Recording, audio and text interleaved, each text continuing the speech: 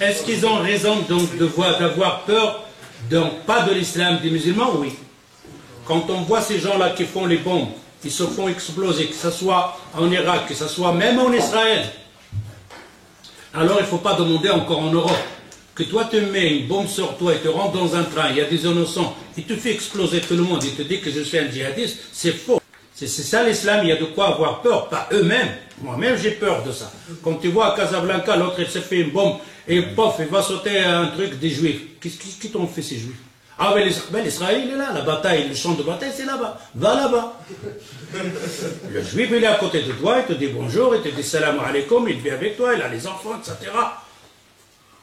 Et c'est là on dit oui, il y a de quoi avoir peur.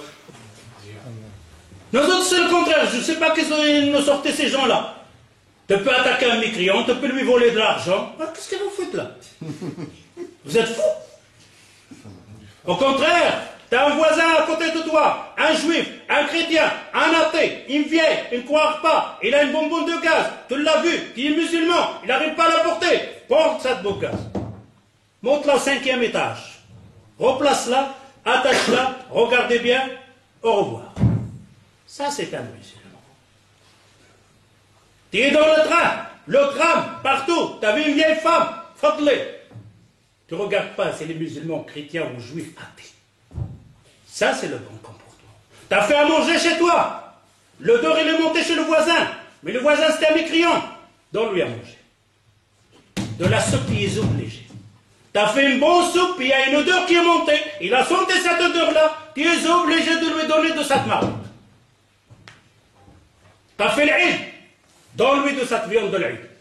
Pas comme celui qui te dit là, va chercher la viande chez le boucher parce qu'on ne peut pas donner l'Aïd au mécréant. Il n'y a rien à faire, il n'y a pas de hadith pour ça qu'on ne peut pas donner de l'Aïd à un homme musulman. Al-Hudna, nous on veut la paix. On ne veut pas faire les bombes et s'exploser comme il a fait le. Comment il s'appelle celui-là d'Antwerpen là? Abu Imran là où? Hein? Abu Imran. Il écrit une lettre à la reine de Hollande, il dit Inni Qadimoun. Qadimoun, tu vas toi, tu fou? Ça c'est l'intérieur, Qadimoun. J'arrive. Il écrit une lettre à la reine de la Hollande, j'arrive. T'as fini ça, à Antwerpen, il reste qu'à Hollande. Et alors il lui écrit j'arrive. Tu arrives faire quoi? Les vacances vont arriver. Les vacances vont arriver. Quand on arrive dans les stations, dans les parkings sur la route, tu trouves les toilettes fermées. Les animaux arrivent. C'est quoi ça?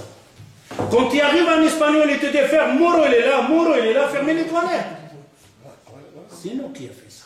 C'est nous, c'est vrai. La femme, elle arrive avec le pampers, avec son enfant, ils ont fait ou doivent faire? Le pampers dans la toilette, plomb, bouf, bouche et tout. Tu arrives les toilettes de loin. Qui a fait ça? C'est toi qui pratiques l'islam. Et te mets le hadith, cette femme-là. Min shu'ab al-iman, imatat al-adha. Parmi les degrés de la foi, enlever une saleté sur le chemin des gens. Imagine-toi que les musulmans arrivent là, les barbus, là, comme ça, ils arrivent dans un parc. Ils voient un papier là-bas, une bouteille. Il la prend et la met devant. L'autre là de le restaurant, il dit, c'est quoi ces gens-là? Qui l'a payé pour ramasser la poubelle? Et dès qu'il arrive, les gens qui arrivent, les barbus, les musulmans arrivent à un parc avant qu'ils partent, ils prient. Et après, quand les autres ils ont passé, il y avait une bouteille et un papier. Mais une fois les musulmans passent par là, le parc n'ouvre. Vous croyez que cette personne va fermer les toilettes? Il va vous ouvrir, il va vous attendre, il va dire quand vous arrivez vous autres. On vous attend. Pas le contraire. Alors, dans la mosquée, celui-là, la correction d'ici, donc Islah al-Masajid, il dit le savant parmi les bid'a. Écoute bien, parmi l'hérésie des mosquées, il n'y a pas un jour spécial pour les femmes. C'est-à-dire toute mosquée, qu'il n'y a pas un jour pour les femmes, rien que pour les femmes, c'est une mosquée qui fait de bid'a. C'est une bid'a. Il doit y avoir de chaque mosquée un jour ou 2 jours pour les femmes. Et il dit dans le livre, et choisir un homme qu'on est bien pieux et la patience pour leur donner la science. D'ailleurs, Cheikh Ibn Baz, quand on lui a posé la question, est-ce que vous, les savants, pourquoi vous ne faites pas comme le prophète sallallahu alayhi wa sallam, quand les femmes ils sont venues chez le prophète sallallahu alayhi wa sallam, il dit Ya Rasulallah, ghalaban ar-rijal. C'est-à-dire que le temps que les hommes prennent avec toi, c'est non, on n'a rien. Quand on vient, on est gêné là derrière, poser des questions. Donne-nous un jour, rien que pour les femmes. Et le prophète sallallahu alayhi wa sallam, il dit alors choisissez le lieu et le moment qui vous convient, et je viendrai vous donner le dars pour vous-même. Beaucoup de gens disent oh, ça grâce pour le prophète. Qui t'a dit ça? Où t'as trouvé? C'est lui-même qui te l'a dit, le prophète, il t'a dit c'est spécifique pour moi. Et d'ailleurs, les savants qui sont venus par après, qui ont fait ça. Alors, Sherman Baz, il dit aucun problème, si on me demande les femmes d'aller dans un lieu, leur donner un dars, rien pour eux, j'y vais. Non. Et le contraire, c'est possible? La même chose. La même chose. De moment qu'il n'y a pas le khulwa ou l'ihtilat, les deux choses. Et encore l'ihtilat, ce n'est pas parce qu'on trouve, c'est pour ça qu'il y a cette discussion avec un savant qui est en Arabie Saoudite, il a dit l'ihtilat n'existe pas. Car les ulama, quand on sait, toujours nous parlent de l'khulwa ou l'ihtilat. Al-khulwa, c'est-à-dire d'être seul avec la femme. L'ihtilat, un mélange, la mixité. Et lui, il dit il n'y a pas de mixité. La mixité, ça n'existe pas dans l'islam. Il n'y a pas d'interdiction à la mixité. Vous me donnez une preuve de la mixité. Et c'est vrai, je ne trouverai pas. Si tu te parles, par exemple, d'être seul, isolé, la khulwa, comment on appelle la femme française, la khulwa, seul, hein? Tête à tête. Tête à tête, les pieds avec les pieds, je sais pas. En attendant d'être seul avec cette femme-là qui n'est pas mahram. Ça, on le trouve. Le prophète, sallallahu alayhi wa sallam, il dit la yakhluwanna ahadakum. Qu'il soit, que quelqu'un, un homme ne reste pas seul avec une femme qui n'est pas mahram, hein, étranger. Mais la mixité, l'interdiction de la mixité, ça n'existe pas. التحدث بدون حدود. Parler sans limite. Ça, on connaît ça. القيل والقال وكثرة السؤال وإضاعة المال. Comme le prophète sallallahu alayhi wa sallam dit, il y a trois choses qu'il faut éviter. القيل والقال. On m'a dit, j'ai dit, on m'a pas dit. Et on raconte. C'est le Jazira non-stop, 24 heures sur 24. Tout ce qu'il entend, il raconte. جاء عن حديث في حديث عن أبي هريرة أن النبي صلى الله عليه وسلم قال كفى بالمرء كذبا أن يحدث بكل ما سمع. رواه مسلم. Donc Muslim il dit كفى بالمرء كذبا. Il suffit pour la personne comme péché أن يحدث بكل ما سمع, qu'il raconte tout ce qu'il a entendu. Ça veut dire quoi? Il te suffit comme péché pour rentrer en enfer de raconter tout ce que tu as entendu. Pourquoi? Parce que tout ce que tu entends, tout est vrai. هل كل ما تسمع صحيح؟ لا, فيه حق وفيه باطل وفيه كذب وفيه صدق وفيه. فإذا تحدث بكل ما تسمع فأنت ناقل للكذب والباطل. Si toi tu racontes tout ce que tu as entendu, et dans ce que tu as entendu il y a du mensonge, il y a de la vérité, il y a de la guidance, il y a de l'égarement, et toi tu racontes tout, ça veut dire que toi tu as transmis l'égarement, tu as transmis le mensonge. Donc il suffit ça comme péché pour rentrer en enfer. كفى بالمرء كذبا أن يحدث بكل ما سمع. Et le Rasul sallallahu alayhi wa sallam dit le mar, كفى بالمرء, il suffit pour l'homme. Il n'a pas dit le musulman et le mu'min. Pourquoi? Parce que ce n'est pas parmi les caractéristiques du croyant de mentir, ou de raconter n'importe quoi, ou tout ce qu'il a entendu. Hein? Et on va voir pourquoi. فهذا التعبير بالمرء ولم يقل بالمسلم ولا بالمؤمن. لماذا؟ لأن ليس من صفات المؤمن أن يحدث بكل ما يسمع، وكذلك المسلم. فلذلك عبر بقوله صلى الله عليه وسلم المرء. ففيما تسمع فيه الصدق والكذب والحق والباطل. فقال القاضي عياض بتصرف فصار هذا كاذبا لروايته إياه وإن لم يتعمد ولا عرف أنه كذب إذ لم يتثبت. Alors le Qadi Iyad, parmi les explications de Sahih Muslim, parmi les chouurs, c'est le Qadi Iyad. Il dit il est devenu menteur, pourquoi? Car il a rapporté quelque chose, même s'il ne l'a pas fait exprès, même s'il ne savait pas que c'était un mensonge. Pourquoi? Car il n'a pas été vérifié. لم يتثبت. فلذلك الله تعالى يقول يا أيها الذين آمنوا إن جاءكم فاسق بنبأ فتبينوا. Allah Azza wa Jalla dit oh vous les croyants, quand un pervers, alors fasiq c'est traduit souvent par pervers. Fasiq, quelqu'un qui fait un péché peut être fasiq. Pourquoi? Parce que c'est à cause de ce péché-là. Donc ça ne contredit pas le fait que tu es croyant. Tu peux rester croyant et commettre des péchés. On est tous des gens qui font des péchés. Allah Ta'ala قال إن جاءكم فاسق, quand un pervers, quelqu'un vous rapporte une nouvelle, binaba'in, naba, une nouvelle, fatabayyanu, éclaircissez-la, allez vérifier, tabayyan.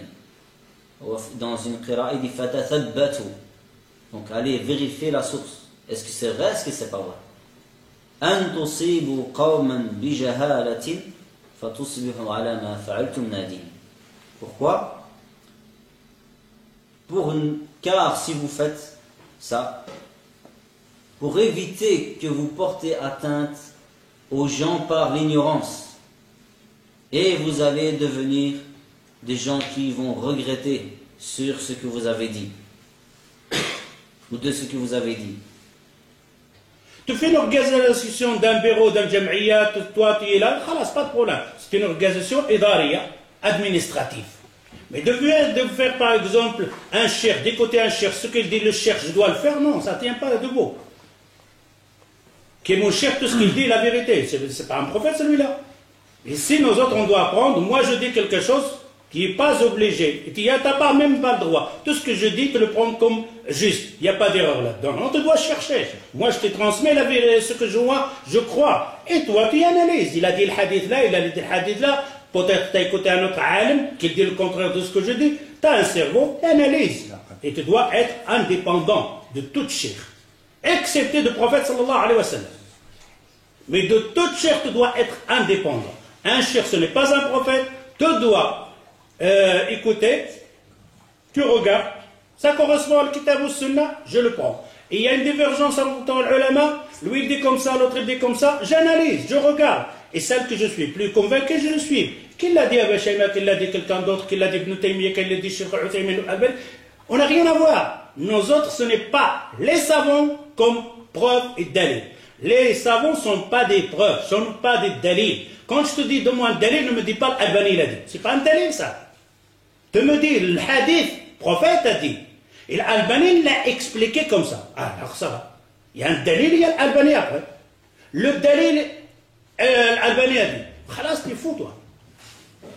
Ah, parce que Cheikh Al-Uthaymin a dit. Qu'est-ce que j'ai à voir avec Cheikh Al-Uthaymin ou Cheikh Al-Albani? C'est nos chouyours, on suit leur explication. Mais ça ne veut pas dire qu'on les a suivis parce que les Uthaymin, ou les Albani, ou les Ibn Taymiyyah, ou les Flan, on l'a suivi parce que son argument, son dalil, donc, de Coran et Sunna, je le vois, il est correspond au Kitab ou Sunna. C'est pour ça. Alors, je me trouverai à ce moment-là, une fois je vais prendre de l'explication de Cheikh Al-Albani, une fois je prendrai de celle de Cheikh Al-Uthaymin, pas par le hawa, par envie, non, parce que ma raison, ce qu'il a donné à Allah Azza wa Jal de capacité de comprendre, je trouve que celui-là, son explication, elle est plus proche de le Kitab ou Sunna. Khalas, je fais avec. Alors, la question c'est celle-ci, c'est-à-dire quelqu'un qui est sur le champ de travail, l'usine, etc., démolition et tout ça, les bâtiments et tout ça. Et l'heure de la prière, il doit aller prier. Mais là, tu n'as pas précisé la prière, donc la prière normale, ou la prière de vendredi ou quoi? Normale, les 5 prières donc. Alors, comment il doit faire par exemple quand c'est dehors et l'asr, etc. et tout ça? Est-ce qu'il doit aller prier dehors, c'est-à-dire en cachette, sans que le patron le sache? Car s'il le sait, il ne va pas te laisser le faire. Et alors, dans ce cas-là, est-ce que c'est bon? Non, c'est pas bien.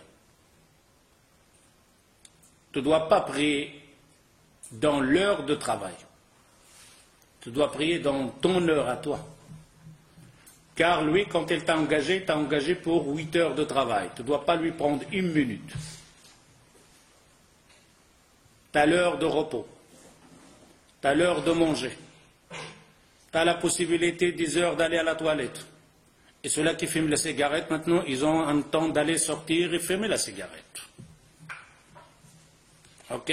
Comme vous avez donné l'autorisation à cette personne de prendre un certain temps de fumer une cigarette, moi je dois choisir le moment qui me convient. Il te peut regrouper les prières d'Or et l'Asr. Ok?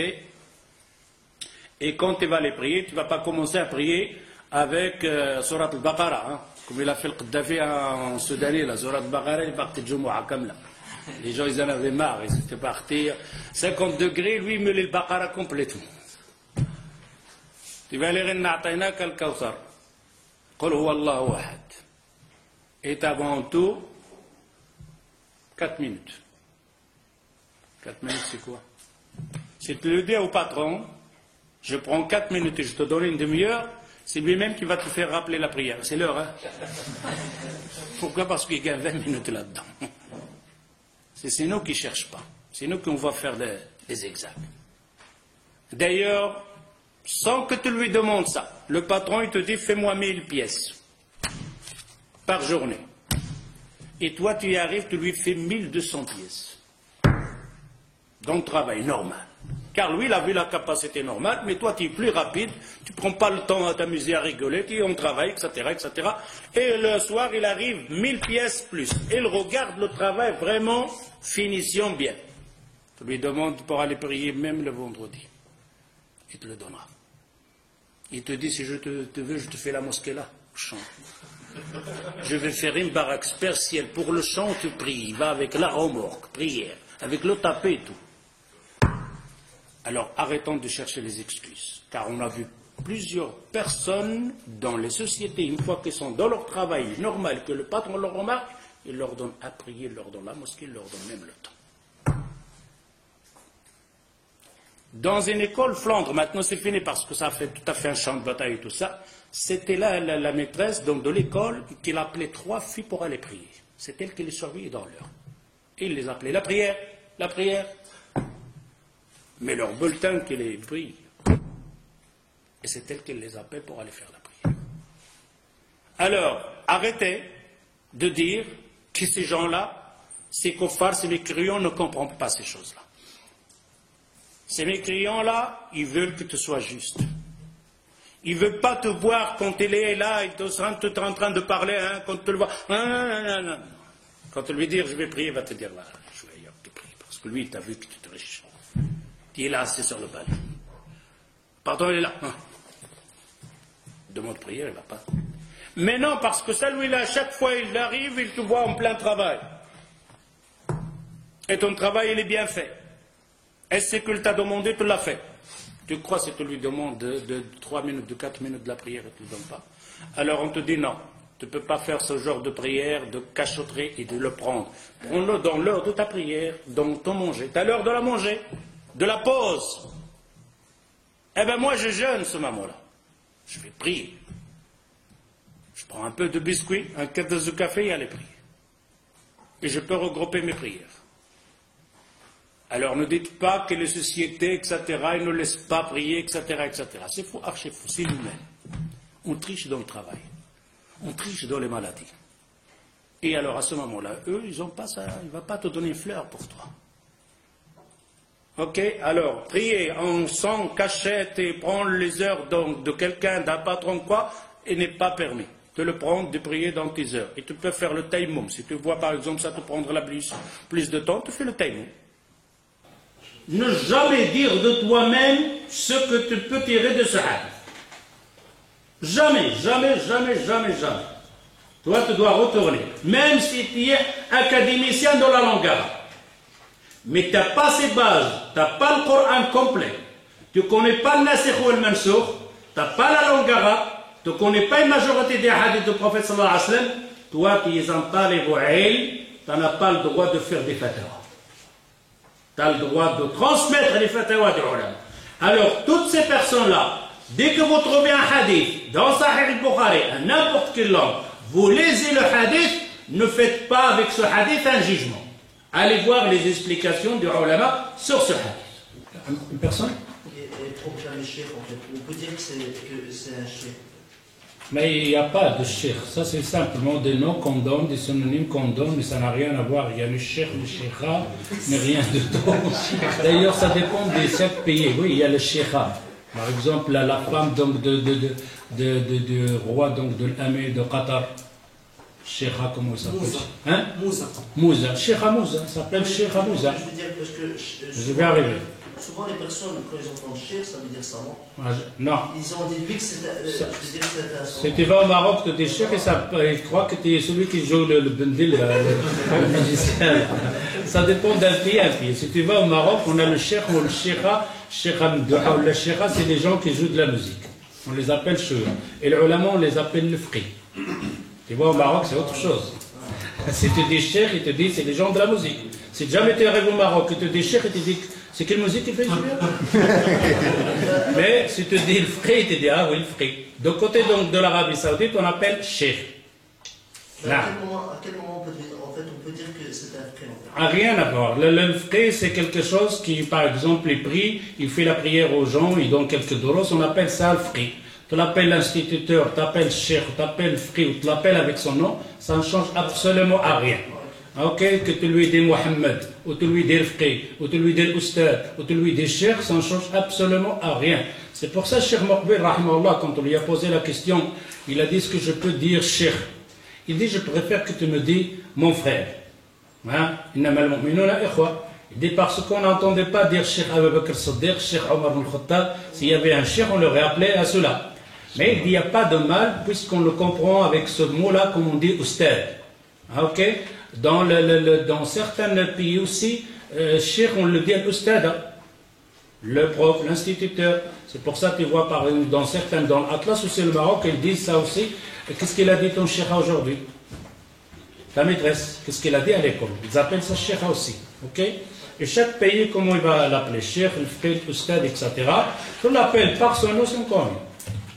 Ok? Mais par respect aux gens, tu vois, on n'y arriverait pas à dire, par exemple, l'Alben.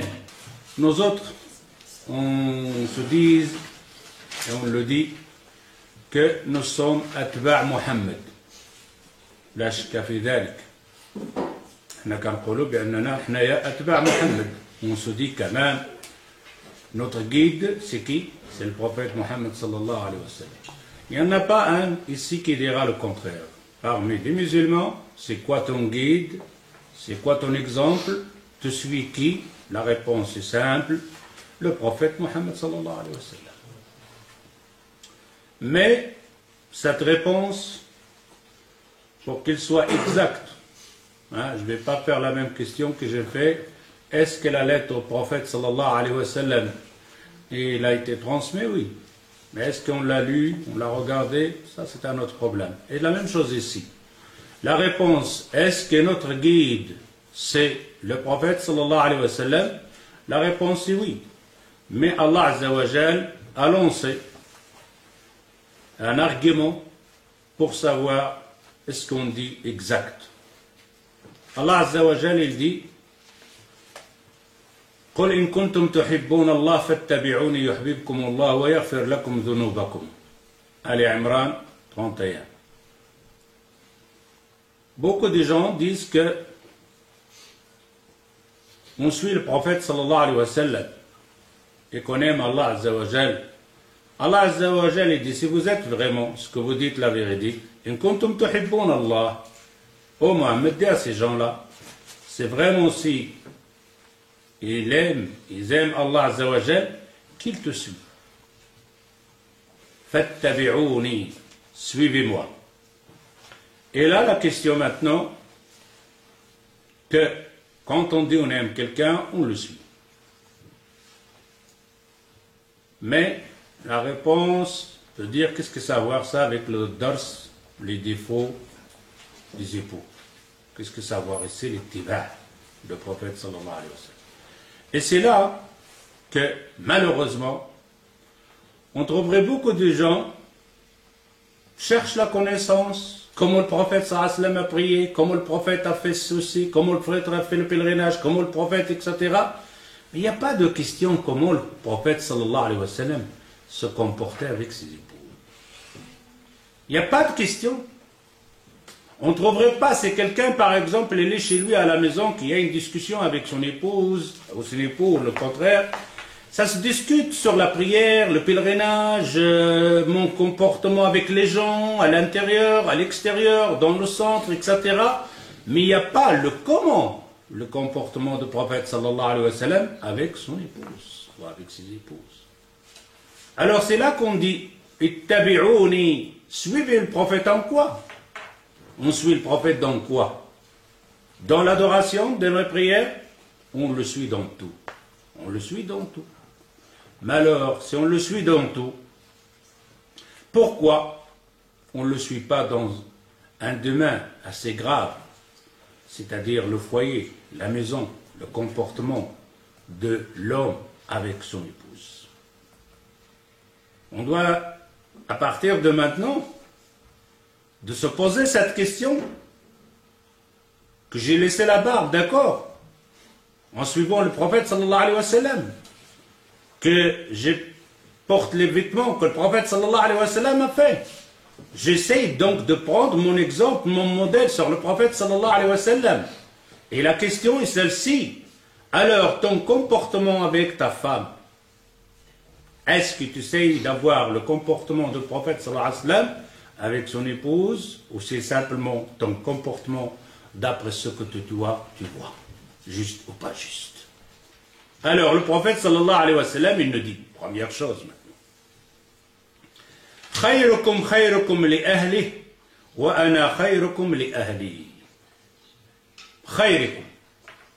D'après vous, quand on regarde dans le centre ici, ou dans les mosquées, qui est le meilleur parmi nous? C'est celui qui donne le doros ici? C'est moi qui donne le doros et que vous êtes là? C'est celui qui s'occupe du centre? C'est celui qui a lu beaucoup de bouquins? C'est celui qui s'est habillé vraiment complètement bien, etc. avec tous ceux? C'est celui-là qui sourit aux gens? C'est celui-là qui aide les gens à l'extérieur? C'est celui qui construit les maisons? Non. Erreur. Tu peux être le meilleur ici, dans le centre. Tu peux être meilleur dans la rue. Partout tu es le meilleur. Au point de vue de l'islam, quand on parle.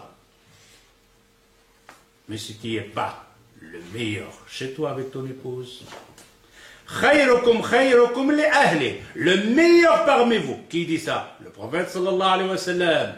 Regarde le prophète, khayrukum, le meilleur parmi vous, c'est celui qui fait le pèlerinage, celui qui fait sadaqat, celui qui fait ça. Non.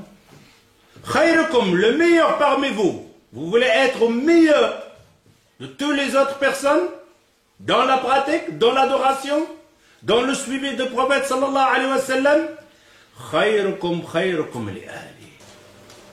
لقد سبق لنا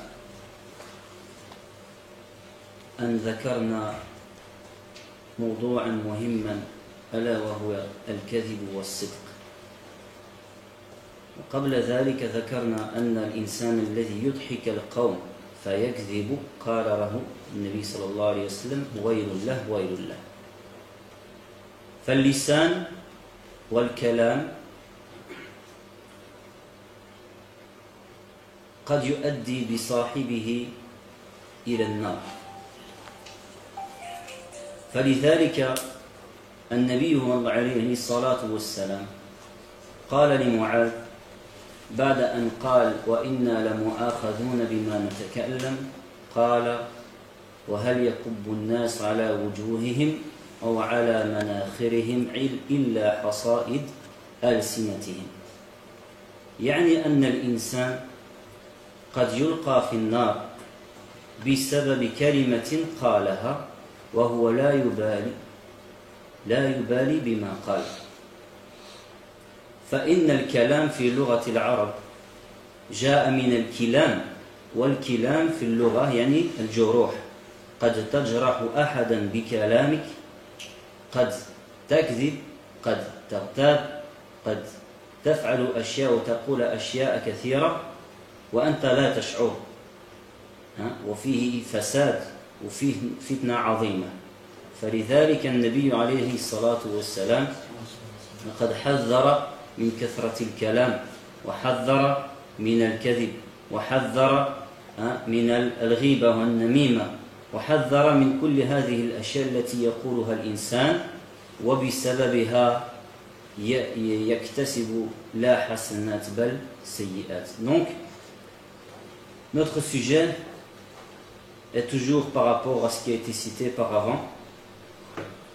J'avais cité le fait de mentir et d'être véridique, comment l'islam a parlé du mensonge même pour faire rire les autres, quand le prophète sallallahu alayhi wa sallam il dit malheur à celui-là qui raconte et il ment pour faire rire les gens. Wailullahu, malheur à lui, malheur à lui. Donc on voit bien ici que la parole peut être une cause qui va te traîner vers l'enfer.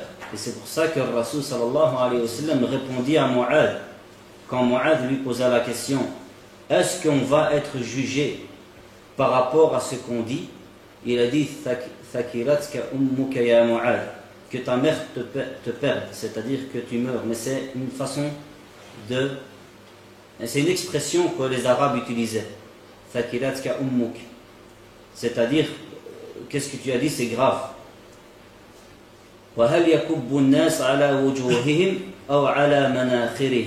Est-ce que les gens ne vont pas être jetés dans l'enfer par leur visage ou par leur nez? Manakhir, c'est le nez. Illa hasa'idu alsinatihim, que par la moisson de leurs paroles. C'est quoi la moisson? C'est la récolte. Qu'est-ce que ta langue, elle récolte? Avec quoi? Avec la parole.